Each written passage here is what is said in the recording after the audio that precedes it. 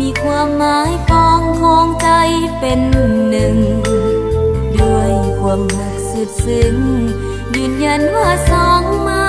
ปองเป็นคู่ชีวิตทั้งสองหวังความเป็นทองแผ่นเดียวของอยู่ส่วนชีวิตอดสู้จะอยู่ด้วยกันจนวันแก่เฒ่ายินดี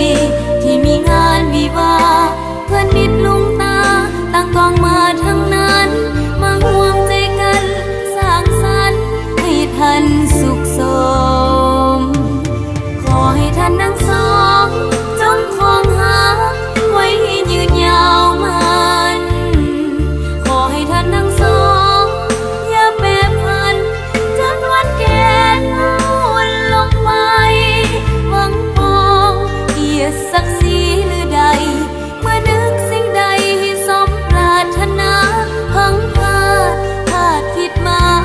อภัยให้กัน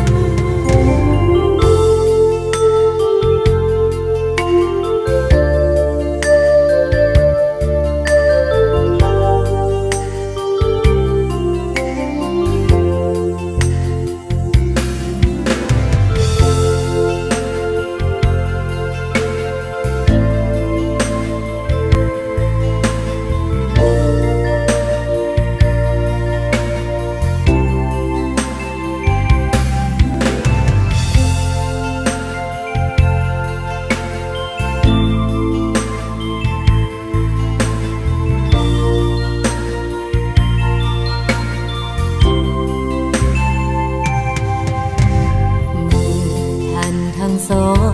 มีความหมายปองของใจเป็นหนึ่งด้วยความหักสุดซึ้งยืนยันว่าสองไม้ปองเป็นคู่ชีวิตทั้งสองหวังความเป็นทองแผ่นเดียวของอยู่ส่วนชีวิตอดสู้จะอยู่ด้วย